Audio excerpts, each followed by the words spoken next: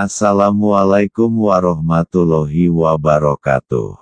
Alhamdulillahirobbil alamin, wassalatu wassalamu ala asrofil anbiya'i wal mursalin, wa ala alihi wa sahbihi ajmain amma ba'du.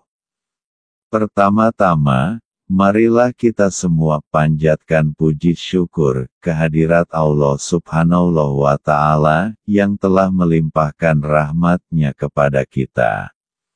Ketemu lagi di channel saya, GIEX Fishing, yang menyajikan tentang memancing, legenda, ramalan, dan sejarah. Dukung terus channel saya dengan klik tombol subscribe dan getarkan loncengnya agar mendapatkan video-video terbaru dari saya.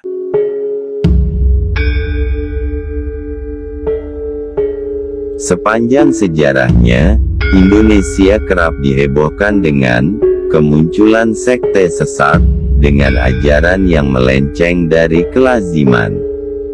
Bahkan, tidak jarang diiringi dengan praktik sesat dan bebas sebagai bagian dari ajaran mereka.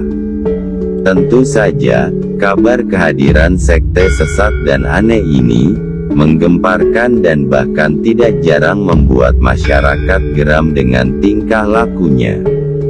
Terlebih banyak dari mereka yang mengubah tata cara ibadah yang melenceng dari aturan agama yang ada di Indonesia. 1. Hakekok. Sekte sesat yang pertama adalah Hakekok, yang muncul ke permukaan pada awal tahun 2021. Aliran tersebut dipimpin oleh seorang pria yang bernama Arya. Ia berasal dari Kecamatan Cibunggulang, Kabupaten Bogor. Pada awalnya, Kapolsek Cigelis, Pandeglang mendapatkan laporan bahwa ada sekelompok orang yang tengah mandi dan berendam dengan telanjang bulat di sebuah kolam air. Konon katanya, ritual mandi bersama tersebut adalah bagian dari ajaran Balatasuta dengan mengadopsi dari ajaran Hakekok. Tentunya, aliran ini telah dinyatakan dilarang oleh pemerintah dan para pengikutnya yang berjumlah sekitar 16 orang beserta si pendiri ajaran tersebut yang tengah dibina lebih lanjut. 2. Kerajaan Lia Eden. Tahun 2000-an, publik sempat dihebohkan dengan Lia Eden dengan mengaku sebagai seorang penyebar wahyu Tuhan dan reinkarnasi dari Bunda Maria. Paham Lia Eden ini bisa menjaring para pengikutnya sekitar 100 orang sejak awal berdiri. Bahkan, mereka terdiri atas cendekiawan, artis, dan para pelajar. Namun, Desember tahun 1997, MUI melarang perkumpulan itu. Pimpinan dari sekte sesat Kerajaan Tuhan, Eden sudah 2 kali mendapatkan vonis hukuman penjara tahun 2006 dan 2008 karena kasus penistaan agama. Tapi, hal ini tidak membuat dirinya jera.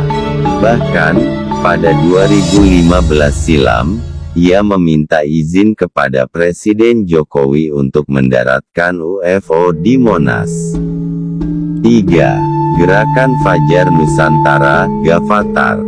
Januari tahun 2016 silam, Bareskrim Polri menerima laporan tentang adanya sekte sesat yang dipimpin oleh Ahmad Musadek, yang bernama Gerakan Fajar Nusantara atau Gavatar.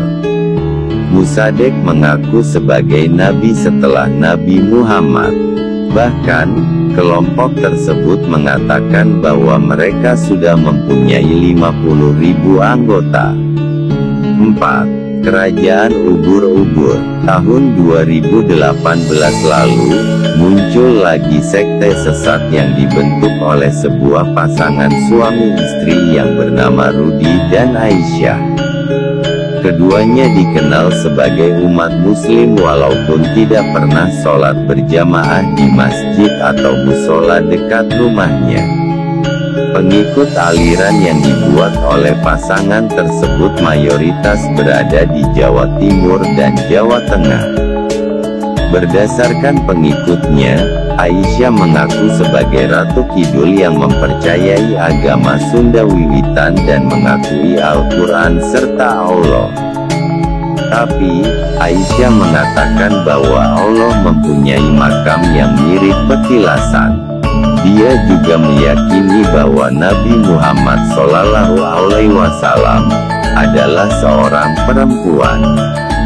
Bahkan, Aisyah menerangkan bahwa alasan setiap yang pergi haji mencium Hajar Aswad lantaran dianggap sebagai kelamin perempuan. Ka'bah juga bukan sebagai arah kiblat umat Islam, tetapi tempat pemujaan berhala. 5. Satria Piningit Weteng Buwono. Sekte sesat berikutnya juga didirikan oleh seorang pria yang mengaku sebagai kudus, tepatnya sebagai seorang Imam Mahdi.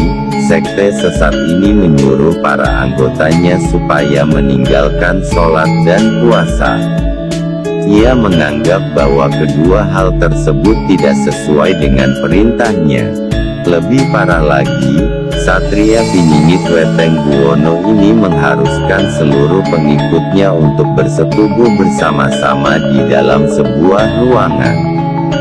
Karena laporan masyarakat yang geram, Agus ditangkap dan dihukum selama 2 tahun 6 bulan penjara. 6. Sekte Surga ADN. Sekte sesat berikutnya yang cukup banyak diperbincangkan adalah Surga ADN.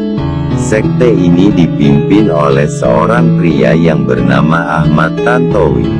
Sekte ini juga memiliki cara untuk penyucian dosa bagi para perempuan dengan cara disetubuhi.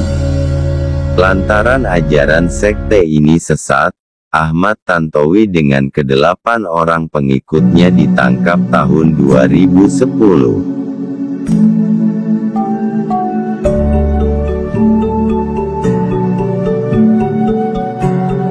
Kulo kinten, sampun cekap semanten ingkang kulo matur. Wonten klinta-klintunipun, estu kulo nyuwun pangapunten ingkang kathah. Mugi-mugi nopo ingkang kulo aturaken, wonten manfaatipun kagem panjenengan sedaya.